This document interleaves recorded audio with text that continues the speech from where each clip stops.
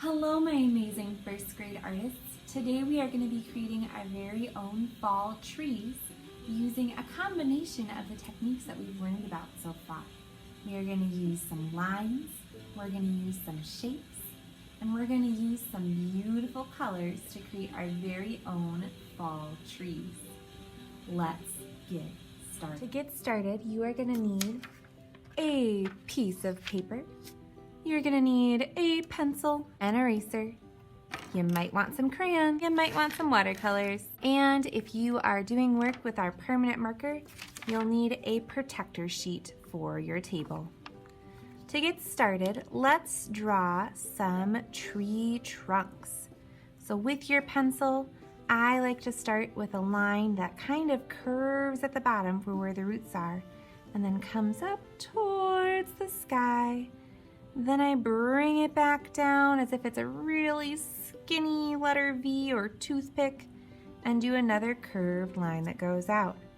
Then I come back in towards the middle with a slightly organic curvy line and come back to connect on the other side.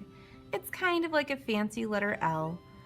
We're going to repeat that step a couple of times to create a couple different trees. I'd like you to try for at least 5 trees. So I'm coming up towards the top, coming down towards the ground, going over to the side, coming back in towards the middle and back out to create my tree trunk. Do another one. So for these two, I created kind of like a bird's foot or a letter W at the bottom. Looks like I'm only gonna have enough room for 4. That's okay. I come back in. Now, connecting to my tree trunk, I need some branches because trees have branches. That's what their leaves are on. So I can decide on different kinds of lines to show the branches.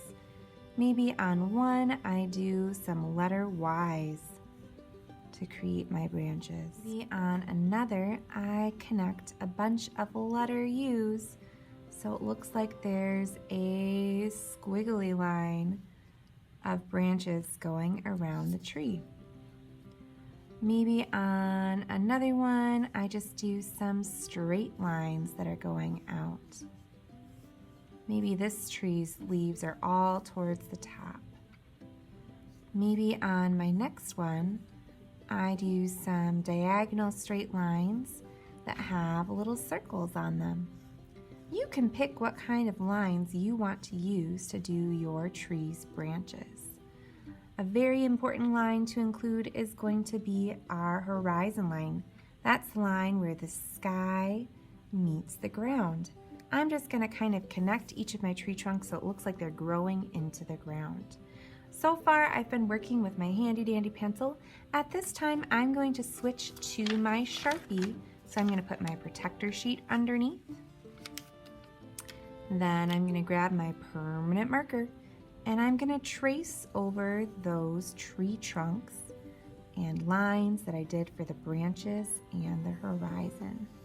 Before I add any color, whether I'm using crayons, colored pencils, markers, watercolors, etc., I'm going to come in with my eraser to clean up any stray pencil marks. I like to hold my paper still while I erase to help make sure that it doesn't get crinkled. At this time, I'm going to start adding some details with crayons. Then I'm going to be painting with watercolors.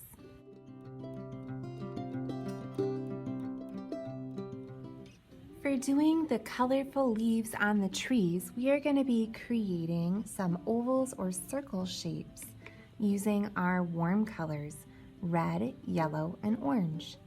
So let's maybe start with a red tree. I can paint right over my Sharpie lines and my crayon. I'm adding just a drop of water to my red paint and rubbing my brush against it. And then I'm creating kind of an oval shape around the top of the tree where the leaves would be. Before switching colors, I need to swish my brush in my water cup and swipe it on the lip to make sure that it's clean. Then I can switch to a different color. Maybe my next tree I do with yellow. This one I'm going to make a very tall, skinny oval kind of like the shape of this tree that I've created. So again, I'm painting right over the Sharpie and the crayon because the crayon is going to resist the paint, and then the Sharpie is still going to show up through the paint. That's why we did them first.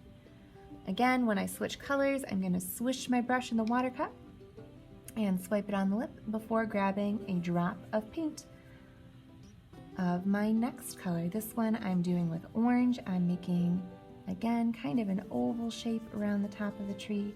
Maybe this one becomes a little bit more of a perfect circle and expands. If you paint with two wet colors next to each other, they are going to do something called bleeding or running, which means that they are going to mix together. And for my last tree, I am going to repeat red. And you can see a little bit of that bleeding action happening as those two colors run together where they overlap. I'll finish by painting my sky blue. When my artwork is dry and done, I'll take that picture, post it to Seesaw. I will clean up my workstation when I am done. I will wait till my paint is dry before I put it back in my bag. I can't wait to see what you'll create.